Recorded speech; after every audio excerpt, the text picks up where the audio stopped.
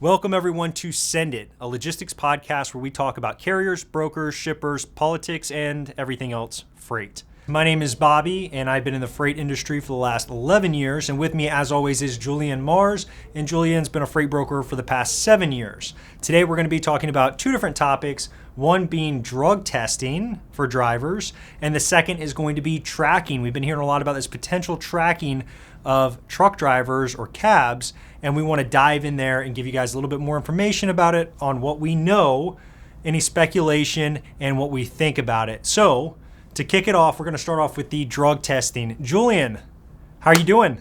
I'm doing great. So, tell me a little bit more about this. This is a topic that Julian brought up, this potential to go from urine samples to companies now looking to crack down on a problem that we have in the industry, which is drivers who may be taking substances that aren't really suited for their line of work, right? Or any line of work for that matter. So Julian, tell me, what is the problem here? What's going on? How are they trying to fix it? Yeah, the line of work some of these tests came back in would be Pablo Escobar or the main character from Blow.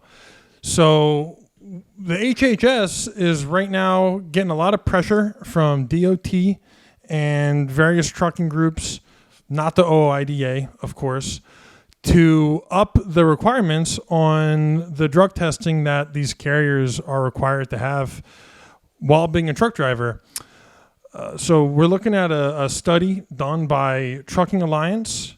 They kind of oversee 7 big major logistics companies that anyone in the industry would have heard before: U.S. Express, Cargo Transporters, J.B. Hunt, Knight Transport, Maverick, and Schneider National. Some of the big guys. Yeah. You can't go too far down the highway without running into at least one of them on the highway there. But this is the group that is overseeing the study and the survey being done. They took it last October. Over 88,000 drivers were surveyed over those multiple trucking companies that I mentioned that Star Alliance oversees. 403 drivers got disqualified just from a urine analysis. But when they looked at the hair testing, they found an additional 4,362 positive tests. Can you repeat those numbers? What was the urine number? So they surveyed over 88,000 drivers. 88,000, okay, total. And 403 were disqualified from urine tests, and then 4,362 tested positive through the hair test. Now, they did a larger study over the course of almost the past 10 years, since 2015. They found that 90% of habitual drug use has been missed through just the use of urine tests. And if they were to actually put a truck driver number to that, they estimate that over 276,500 drivers would have been disqualified from driving during that time since 2015 with the use of the hair follicle tests. Now, the main issue that we're running into here is that the Department of Transportation Clearinghouse does not currently accept a positive hair test without a matching positive urine sample. So just the hair sample won't do it. You need to have both. Or if you just show up with a urine sample, that would be enough to, make it an actionable move. But it really doesn't make a whole lot of sense that you can have one and not the other. Yeah, I got a question. I got a bunch of questions here, actually. You said the word habitual. So how do they determine if someone's a habitual user or not with a single test? I mean, that's a good point. That's probably why the DOT is hesitant on making this based off the hair follicle. The urine test does give you a better snapshot of what the driver is doing here and now. If you just look at what the data says, most of the drugs that we're having issues with are heroin, cocaine, amphetamines, and they're partying. Different kinds. Yeah, exactly. Okay. For some reason, whenever I hear drug tests, I just think mostly marijuana. I don't know why. but there's obviously a lot of other things out there. But wow, hard. Yeah, drugs, and when you think hard of stuff. a long distance truck driver, you're probably looking more at drugs to keep you engaged and awake. Well, I will say really fast, I understand why carriers are complaining about bad rates. Cocaine's not cheap. Right. So the difference between the two, really, I mean, these drugs that we're really concerned with, again, heroin, cocaine, amphetamines, they're getting out of your system between 1 and 4 days. So if you have a positive test on that showing up in your urine, there's a near certainty that you've been doing it within the past week. So Wow. you've been getting behind the wheel on drugs, and it seems like the carriers are able to game the system to a certain extent to pass these tests, because obviously we're not taking the amount of drivers off the road as maybe we should be through the hair follicle testing. So the hair follicle testing will last between 3 and 6 months for something like LSD will be in your system a little bit longer with the chemical natures of it. I'm not going to get into all that because this is a logistics podcast, but just knowing that it seems like the DOT is at least doing their best to give drivers a benefit of the doubt that if you do show a positive hair test, that doesn't mean that maybe you're a habitual drug user that is real, case for concern. But again, we're the numbers that we're talking with are not just a handful of drivers. They put out statistics showing how much more effective hair testing is than just the urine testing. For MDMA, you're looking at 65 times more effective. You have 196 positive tests as opposed to 3 through the urine. For opioids, you're looking at 25 times more tests. Cocaine, you're showing 23 times more tests. Methamphetamines, 13 times more tests. Marijuana, only 5 times, but still significant. And PCP, I don't even know really what PCP is, but that's showing up 3 times more on urine tests as well. So across the board, it just doesn't look like urine tests are getting it done. And if this is a direct quote from the folks that did the study, if you look at airline pilots, if they were showing these numbers, I mean, planes would be grounded within 24 hours without question. So definitely looking for a solution or improvements. But again, this really falls back on the HHS to enforce the DOT to step it up. It's a lot of interdepartmental agencies trying to work together to figure this out. But HHS, the Department of Health and Human Services, is the organization looking to enforce this for the DOT to follow suit here. I am learning so much on this topic right now. I didn't understand how much, I never really thought about it too much on how much I don't know about drug testing. For example, just to point out a few things that maybe the people listening also might have in common with me, I had no idea that hair testing was that much, I wouldn't say more accurate because it's just a different time frame. I didn't know that it could show up that much longer in hair. I did know it was longer, but I didn't also know that cocaine is out of your system in 3-4 days. That's crazy. I thought it would be weeks or something like that. So to me, this is all new and kind of exciting to learn about a little bit. But whenever we talk about these things, the first thing I think is, so how do we manage it from here, right?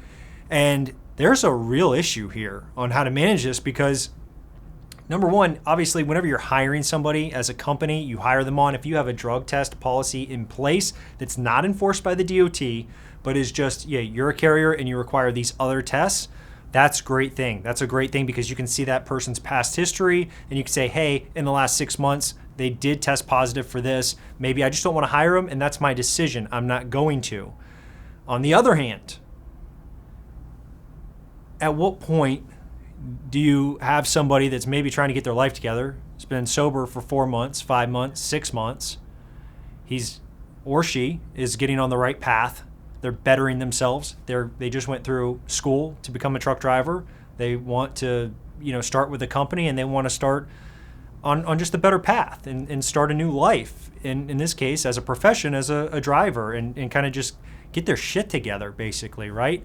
And so we also want to encourage that. We definitely don't want to say, hey, no, we're not taking you because of a past result 7-8 months ago. I don't know if they go that far, even 6 months ago, something like that. I don't know. So whenever you take these urine tests, it's like, hey, this is what you did in the last few days. And then whenever you take these hair tests, it's like, hey, this is what you did in the last 6 months. Is there not a middle ground that is there a test that's maybe somewhere in the middle there that we could just start using instead? And since there's not, I don't imagine, right? How do we go from here? How do we manage it?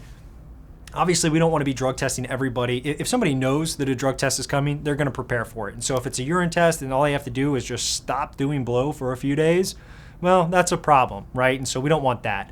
If you're a company driver and you take one every 6 months and you see that, hey, you just failed a second one where you were clean on the first one and you've been working here since before the first one, right? Well, hey, there's a problem. That's a problem. Okay, that means that you were actively taking drugs during your tenure here, and you're probably going to be let go and should be, right? Definitely. But it's a hard thing to manage. So if somebody does fail a test before being joined, right, but passes a urine test, which is what the DOT goes by, DOT says, hey, you can take a hair follicle test, but unless that result matches the urine test, we actually don't go by it. We don't acknowledge it. So basically, DOT says we don't acknowledge hair tests completely. That's it. 0. If you do test positive for something and you join a company brand new, you weren't there actively doing drugs while you were employed there, what is the new system? Because you can't just be drug testing everybody every single few days. You can't just, hey, you're going to do drug tests. Everybody gets drug tests every 3 days. Every 72 hours, drug tests for everybody. Is there a program with drivers being on the road that they can be drug tested every few days for just the ones that fail a hair follicle test? And if so, what a nightmare. How in the world is that going to work? These are over-the-road drivers. And then lastly, how are we even talking about 4,000 positive, which are very negative, test results out of 88,000? That's like 5%. It's like a 5% failure rate on hard drugs. What? Who knew? I mean, I'm pretty shocked at that number. 5% of the drivers that they drug tested failed a hair follicle test. That baffles me. Yeah, I mean, it definitely goes to show that drugs are rampant out there. And it also shows that people know how to game the system, like I said before. I mean, it's the proof is in the pudding right there, because there would be more positive urine tests if that wasn't the case, So let me just ask you, because this is what I think of. Anytime I ask a driver or a dispatcher if he has a team and they tell me, well, I got a strong solo, I think that might be our 5%. Right. They get the expedited load there in record time with a strong solo. So anybody who's a strong solo, maybe we want to just look into those guys. And anybody who comes in, like if you start doing this hair follicle test, if you're a company who decides to adopt it, if you see people start coming in now bald, if they start shaving their heads and shaving their arms and just come in completely hairless, pay attention to those guys probably just a little bit. Yeah. Wow. I mean, just to go on the little bit of, I mean, we kind of discussed about the issue with hair testing compared to urine testing, how the urine testing is more accurate for your current snapshot of a situation. But OOIDA, again, they're more concerned with the cost. They seem to find ways to avoid talking about safety and always discuss how this would just be a burden on the cost of the companies. Urine tests cost about half the price of what a hair follicle test would be.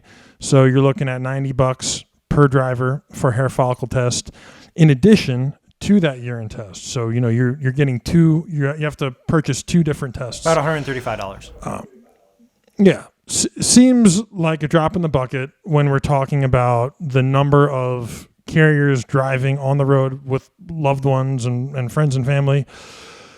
$135 seems like a pretty cheap price to make sure that at least the people you're putting in these trucks are safe and doing things the clean right way. I don't know much about this topic. So thank you, for doing the research and bringing that to the table. Anybody who's listened to the first 3 episodes so far that we've made before this one knows that I'm pretty much, it's not like, it's hard for me to take an unbiased opinion. Like if you tell me the OOIDA is for something, I automatically am going to be just a little bit against it, and that's not right either. You got to have an open mind, and so I'm going to do my best today here to do that. Having a hard time with it though. I mean, it's a business expense. As somebody, who owns a business, it's a business expense to make sure that the people that you employ are professional and safe and can do their job properly. And honestly, $135 is going to be a drop in the bucket when it comes to your deductible on a claim. So yeah, maybe I'm missing something here. Maybe the OOIDA has some other information. I'll give them the benefit of the doubt on this one and just pass on this, I guess. But looking at future solutions here, Julian, I did mention there's not another test in the middle that I'm aware of. Maybe you have some more information on that. What else can we do to really crack down on the people who deserve it? And when we talk about all these tests that cost more money and we look at all the drivers that would have to take them, but it's not. It's like maybe you have a once a year or maybe twice a year hair follicle test that you have to take. And then if you fail one of those, then you have regular urine sample tests. It's not like everybody's going to have to do all these urine sample tests all the time. It's just that 5% that is a problem right now. And hopefully just having that testing in place would diminish some of that 5% to begin with. But what ideas do you have on this? Well, absolutely. I mean, first off, the 3 months are just kind of a rough guideline of what to expect for how long it stays in your system. So having that fear there, if you're serious about your job, should be enough of a deterrent to stop you from taking drugs if they push that. You could make them, I mean, three months is a quarter. So quarterly, you could have these drivers submit a hair follicle test. Shouldn't break the bank at $90 a pop. And, you'd know that your drivers in that past quarter have been clean. If anyone shows up negative, you can have them take a urine test, maybe every other week, once a month. It should be random so that they can't game the system. And then you would treat those drivers like you would someone on parole or someone on probation. There would be someone from the DOT that would be responsible for certain drivers and making sure that they get the test results within a reasonable time. How they go about getting those test results is a whole other discussion, whether there's drop boxes at truck stops or whatever, who knows. But that would just be one route. And in reality, there's been such a push for automated driving and AI trucking. Where you're going to see these drugs being abused the most, in my opinion, would be long distance haulers. You're probably going to see a lot less drug use and drug abuse for your daily truckers going home every night, and they operate off a fairly normal schedule. Much less likely to be using something like cocaine to stay awake if they have a 10, 15-hour drive ahead of them that day. So in reality, how far off is the technology knowing that 250,000 drivers are out there driving high on cocaine, MDMA, amphetamines? I mean, the issues we have in AI seem to, I'm sorry, the issues we have in the drug testing seem to far outweigh the issues we have in the AI driving right now.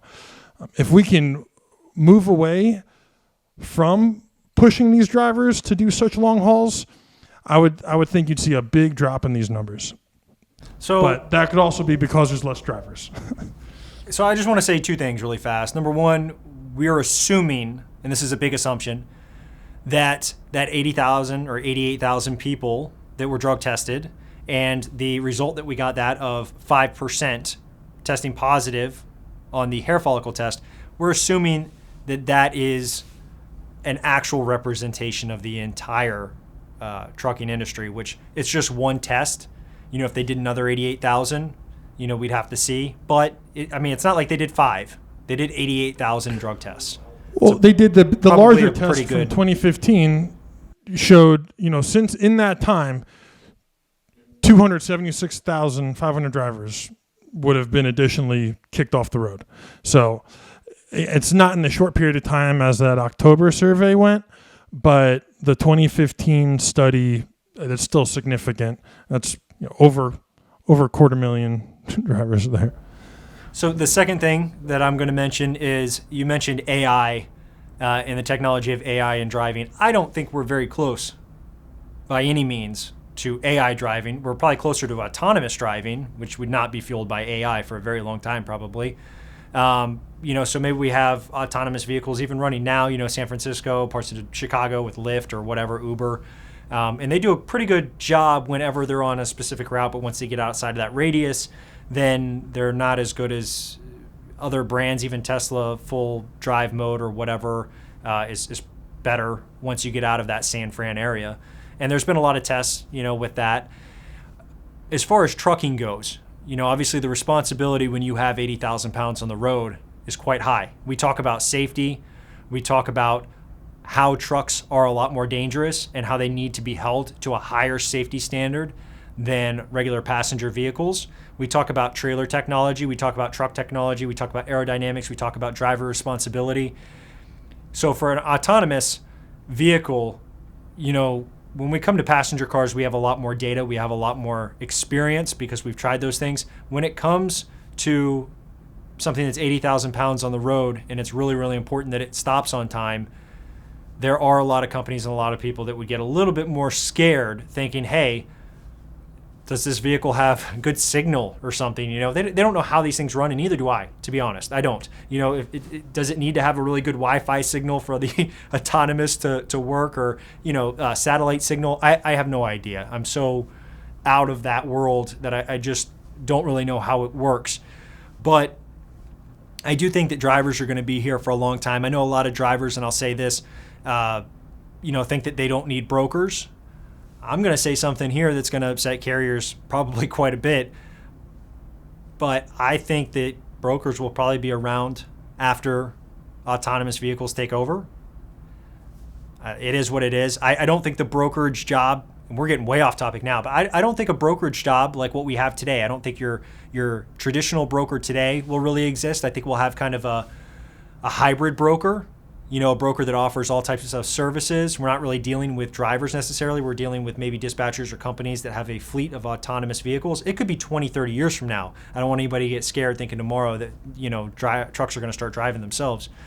But I think as a broker in the future, the firms, the companies, the brokerages that continue to thrive or even continue just to stay in business will have to be customs brokerages. They'll have to be freight forwarders. They'll have to be brokerages themselves, and so they kind of have to offer all services, and I think I see that being the future of it. Now, again, we are way off topic from where you started going there, so I do apologize, but I just want to say autonomous vehicles I think is down the road. I think it's going to have a lot of regulation being pushed back on it, a lot of safety regulation. Is that right? Is it wrong? When I look at some of these drug numbers, of 5%, well, I think it's a little less wrong today than I thought yesterday. All right, so on to our next topic. We're going to be talking about drivers being tracked.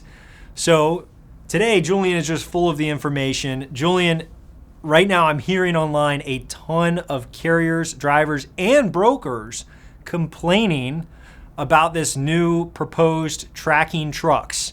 And from what I've gathered, there's more to it than just, hey, we're going to be tracking them. Why are drivers upset about this? Let's just dive right in. Why are they upset? They're just seeing it as more of an infringement on their privacy, really, because whereas the ELDs, they were more concerned with, just making sure that the rule following was being followed. The ELDs, the driver time, that was the main concern, that drivers were following the rules. It didn't really have as much to do with your personal information, your whereabouts, this and that.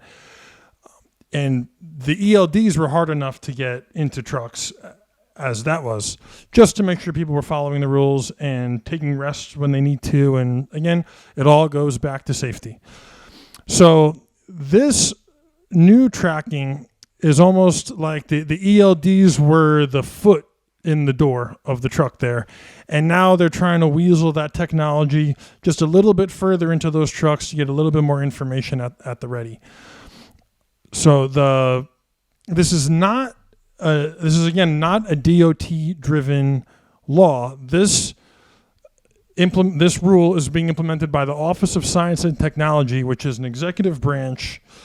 It's kind of like a cabinet in the White House. Okay. So they're the ones bringing this to the table, and they want transponders in the trucks themselves to communicate with law enforcement. It's not like the software and the technology that brokers have to track trucks or drivers through their cell phone, or, we work with trailer companies where we do loadouts and there's trackers in the trailers to make sure these trailers are being where they need to go and, on course for delivery after the days of use there with the loadouts. But this would be a transponder in the physical cab of the truck itself.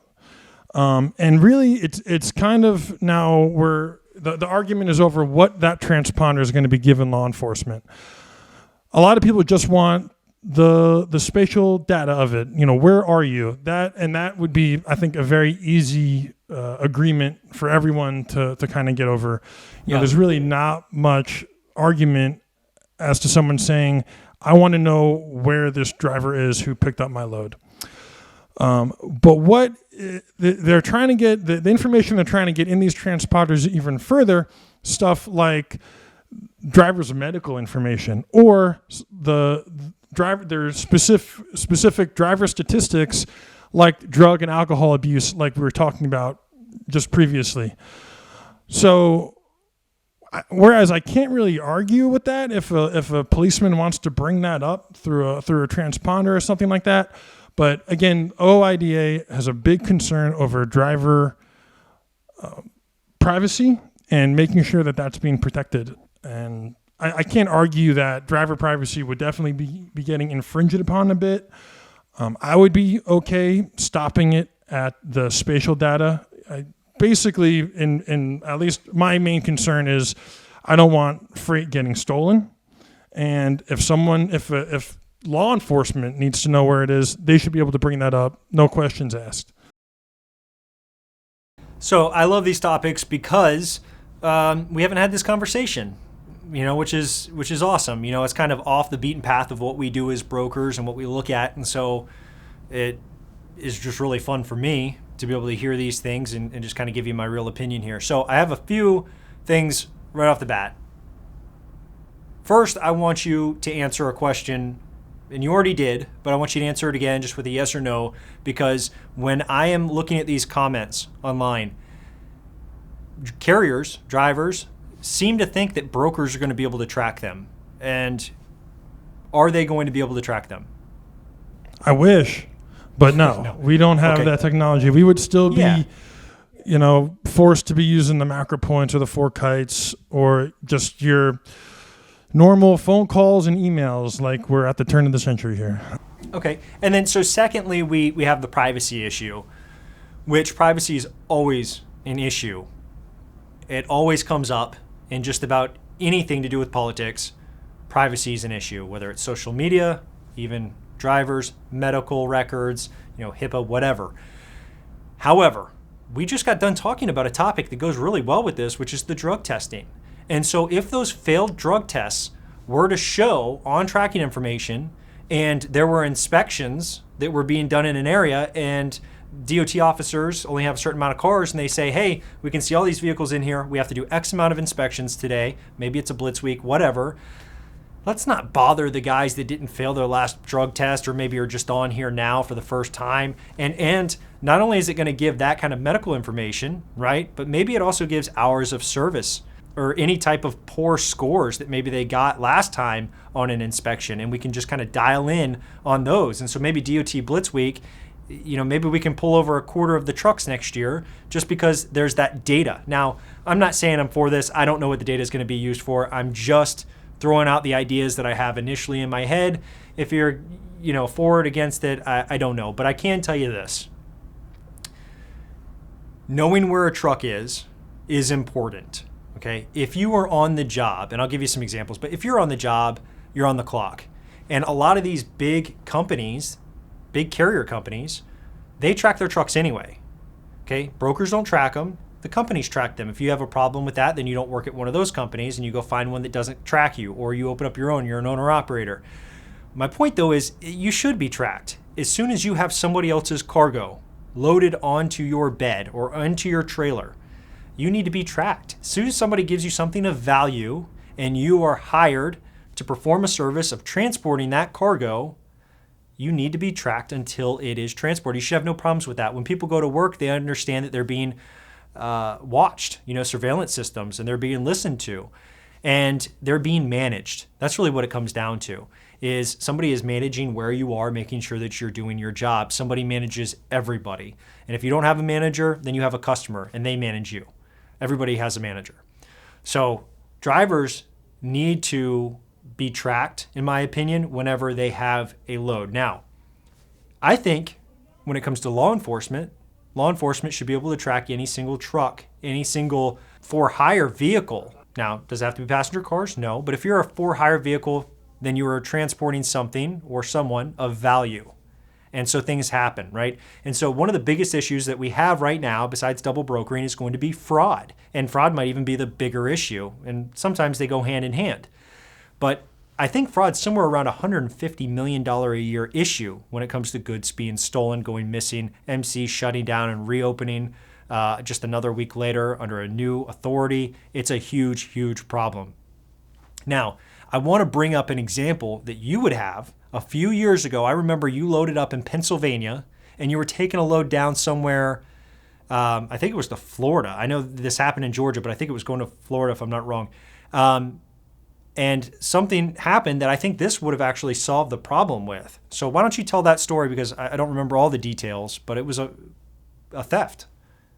Yeah, let me dive back into my trauma here. So it was picked up in Reading, Pennsylvania. It was delivering down to Miami, if I do believe. Usually these would be multi-stop loads where we would be dropping a bunch of loads off on the way down to Florida. Of course, this was a full 1-in-1. So it got loaded up. It was copper tubing, very sought after product by thieves, obviously. So, and this wasn't like a one-off. I was working with them for a few years at that point, and countless truckloads, before we got to this one. So loaded up Pennsylvania. I remember it like it was yesterday. They were supposed to deliver in Florida on Monday. I got a call during football Sunday, and I remember it clear as day, telling me that the truck got stolen in Hialeah, Georgia. The truck driver parked it at a truck stop, left the trailer there and drove his power unit home to his residence in the vicinity, already sounding super fishy. Then someone hooked up to that trailer, towed it down the road, and then they unloaded it to another tractor trailer that was waiting for him in a vacant lot. And then my driver, who I commissioned for the load, his trailer that got stolen was left empty in that vacant lot while the stolen product got transloaded and vanished and was never found again. That was, I believe, $112,000 truckload in that ballpark. Yeah, we actually got lucky because most of their loads are more expensive. So that was a pretty cheap load for them. And by academic training, I am a geography guy. I did GIS, Geographic Information Systems. What I'm trained in is crime mapping and hotspot mapping, and geospatial data collection, and how a tracker in that truck would have helped me, I couldn't even begin to tell you. I remember I was on the phone with the scales between where the trailer got stolen and where it got found. I was combing for security footage on the highway with these with the government workers.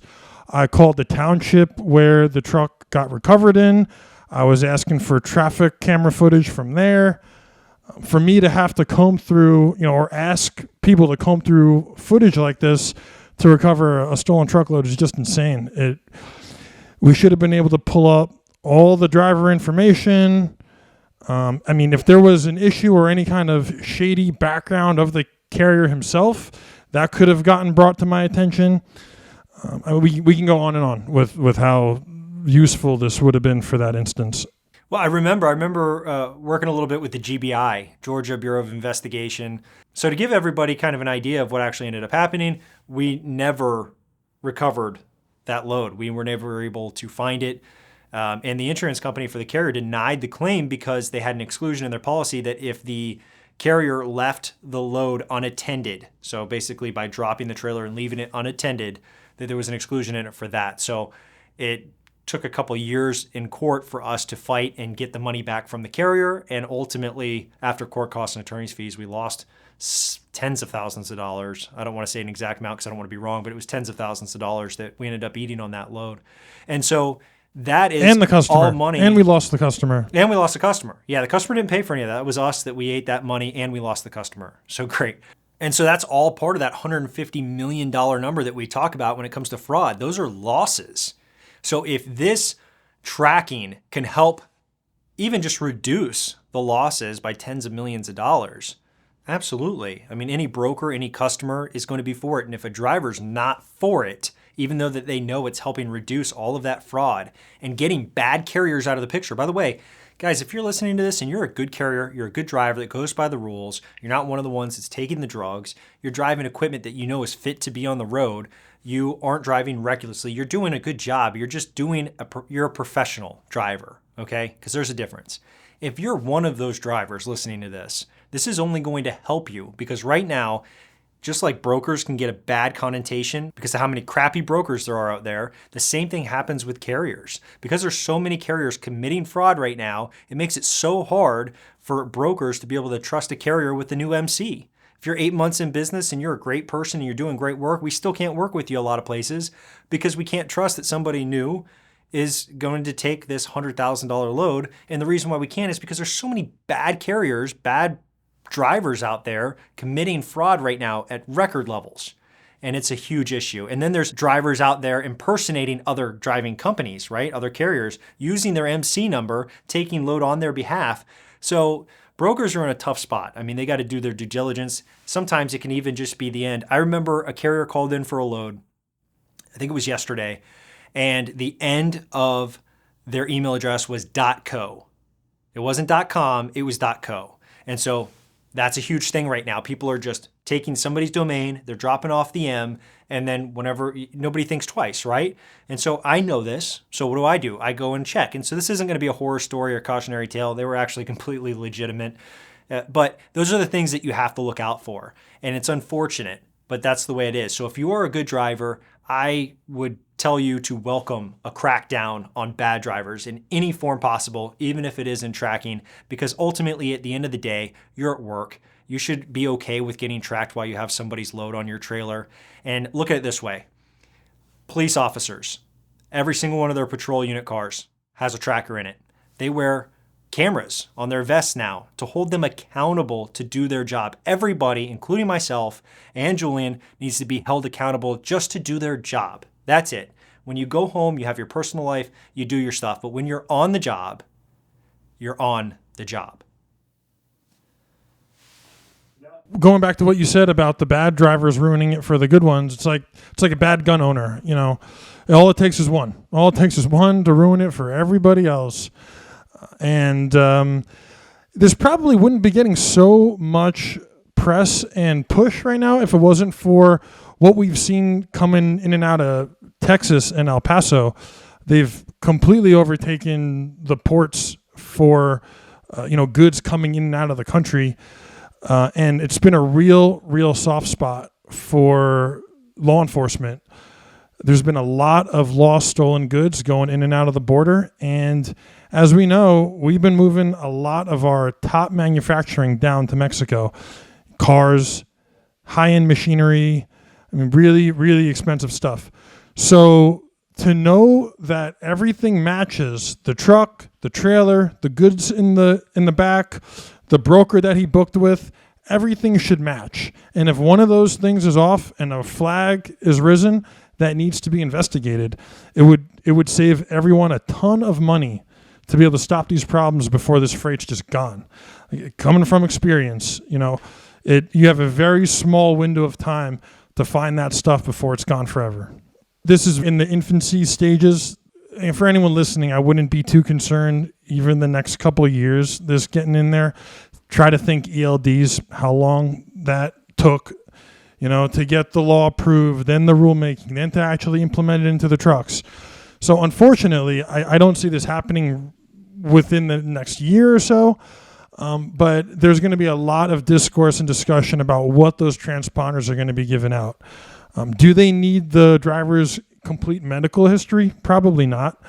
But should they know that what MC the driver is associated with, if he has violations, the severity of those violations? Yeah, I think those are all extremely fair questions to be answered. And we're not talking about supplying that information to me or you. It's law enforcement. It's police. So it's very specific. They're not just giving that information out to the public. Yeah. I want to add one thing on here. I look at this another way also when it comes to the medical history. I would welcome it myself. Okay. So for me, I have a medical history. I have a history of blood clots. If I'm in an accident and I know I'm on the road and I'm a professional driver and I get into an accident and I'm unconscious, I want them to know how to treat me. I don't want them to give me something that's going to kill me because they didn't know my medical history. When I'm in a profession that puts me at an adverse risk at being in an accident and potentially going to the hospital. It is a risky job being on the road. These are interstates that they're on all the time. And of course, the risk of them hitting something that's smaller and doing damage, obviously, to another car, sure. Yeah, but they have a risk themselves too. Anytime there's an accident, the driver could get hurt. Anytime those things flip over, the driver could get killed even. But I think medical history can help save a lot of lives. So you can look at the good or you can look at the bad, but there are pros and cons to just about everything. And I think that's a hell of a point. Yeah, I think implementing this tracking, and even if it has medical history in there, is only a good thing. I also have experience with that. When I worked at PennDOT, like I said, I would ride dump truck, and it's PennDOT. You could work there until you're 100 years old. They don't fire you. So I remember I would have to drive with a gentleman who was probably in his 70s or 80s. He would take a medicine cabinet full of pills every day before work, and when we'd be driving, I'd be in the passenger seat while he's driving dump truck. And I can't tell you how many times he said, if I pass out, this is the emergency brake. You pull this. So it's real. All these drivers aren't specimens of health or spring chickens. Having all that information would be a safety to the driver themselves to just, no questions asked, know what needs to be done when someone shows up on the scene. For first responders, again, for first responders and law enforcement. Yeah. And I think that's really the key takeaway here from what I've read online is, if you're a driver and you're worried about brokers tracking you, you shouldn't be worried about that. The brokers won't have that information. They're not going to be tracking you while you're at home or tracking that truck. It's only for law enforcement. That's it. And if you have a problem with that, then you might want to just think, why do I have a problem with that? Maybe there are some valid reasons, I'm not sure, but it's definitely worth you asking yourself, why do I think this is a big deal when there's a lot of benefits? Who knows, might save your life. All right, so for our next segment, we're going to do cautionary tale. Julian, what's your cautionary tale this week? I got a good one for you. So I moved a load 2 weeks ago on a Friday. It was going into the Monday that was Juneteenth. So picked up on the Friday, and it was delivering to an Army base down in Texas. Now, this Juneteenth is not a federal holiday. I made it clear to the trucker that it could not deliver on Monday. It was Juneteenth. It's a federal holiday. You're going to have to deliver this on Tuesday. Carrier accepted, took the load, and all was good and understood. Coming to work on Tuesday, we asked if the load got delivered. He said it already got delivered yesterday. Kind of thinking to myself, well, they were closed, but hey, if you were able to get it off and you have clean bills, great. What happened was the driver showed up. They told him that they were not taking deliveries because it was a federal holiday and the personnel was not available to check the freight and sign the bills. So what the driver did was he drove to the commissary because it's accessible even on a federal holiday, and he parked his car right in front of the delivery and receiving docks there at the commissary at the Army base. And did he just drop his trailer and leave? No, I don't even know how he did it. He left his entire truck and trailer blocking an Army area, and then he Ubered home, went to the airport, and flew to Orlando, Florida for the week, and just left his truck there unattended. He thought someone would just unload it. So I come in on Tuesday. I'm getting calls from the Army base, my customer, saying, hey, your driver is blocking where the Army needs to have deliveries and shipments going in and out. So when I called and found out that this guy got in a car and went to Orlando, Florida, I just about blew a gasket. What we had to do was I had to go back and forth with the trucking company. They got another driver and they flew him into El Paso. And he had to take an Uber to the airport down to the Army base and hop in the company truck and move it a few miles down the road to where it needed to be. But after doing this job for about 7 years, I thought I've seen it all. That was in fact a new one for me. All's well that ends well, though. The recovery driver happened to sound like he was a refugee from Ukraine in America, kind of after all the craziness over there. So it kind of smoothed things over because the receiver and the Army kind of got along with the guy's story, and they were, it was a kind of an interesting outcome. But needless to say, Tuesday threw me for a loop. Speaking of complaining, though, I spend a lot of time on online forums, and yesterday I was on one of the forums for truckers where a truck driver was complaining about not getting paid a tonu from a crappy broker. This brokerage, which we're not going to say the name, they have assets and they have a brokerage division. They call all the time trying to get freight from you, even though you're never going to give it to them because most people have blacklisted them, yet still they are huge in the industry somehow moving other brokers' freight. If you can guess who it is, then that's great. I'm sure most of you know if you're in the industry already. However, what do you do in this situation if you're a carrier? It's a problem. This carrier was asking, how can I get this money? And they were going to pursue the bond. They were going to go after this broker's bond. And so unfortunately, it doesn't work that way. Hopefully I can save some of you guys some time, but bonds don't operate that way. So if you are trying to pursue a tonu from a broker and you don't have a rate con that says truck order not used on it for an amount, you're not going to get anything from the bond. It's unfortunate. There can be rules in that rate con that say we will pay a truck order not used if you can't pick this up for whatever reason and it's our fault and it's at a certain amount. That's fine, but a bond company will still not pay it out unless it is actually a rate con for the truck order not used itself.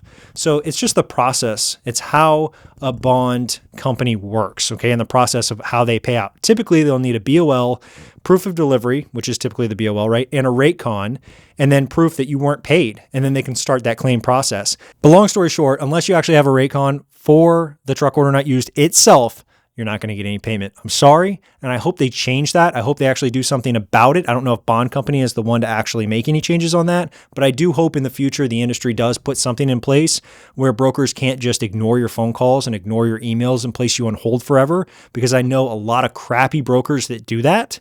I've seen it myself, and it needs to come to an end. So just like there's bad drivers out there, there's a ton of bad brokers too, and we need to acknowledge bad practices of each. So I hope some things are going into place to change the laws and to crack down on drugs being taken by our drivers and to crack down on bad and unprofessional business practices by brokers. So what do you think, Julian? Should our next segment be on just shitty brokers? And let's just not even talk about the carrier side of things, because I think we've put our 2 cents in here quite a bit, and I have just as much to say about bad brokers as I do about bad carriers. What do you say this next episode we just do nothing but all the bad broker practices and just bring it home? I hate a bad broker. I would love that. I hate a bad broker. Well, that's all we got for you guys today. And like I said, in the next episode, all we're going to do is talk about all the shitty brokers out there, so make sure to stay tuned. And if you want to watch other episodes of our podcast, just go to ican'tremember.com and click on podcast. Now, if you want information and free training on how to become a freight broker, you can also find that right there on ican'tremember.com. Just click on free training and sign up to get started. No, I mean, no, yeah, all that. Just, it's all just word filler. No, it's garbage, earnest. so. Earnest. Know what I mean? Like, Ernest goes to camp Yeah. or whatever? I know, Like- you were a big Ernest fan. I didn't really watch it too much. Yeah, You Jim love that. Varney. Yeah. Jim Varney. Know what I mean? It's a legend. Oh, it's great. I didn't know that about you. You don't like Ernest. That's a crime. I just never really watch it. I knew of it, but That should be a federal offense.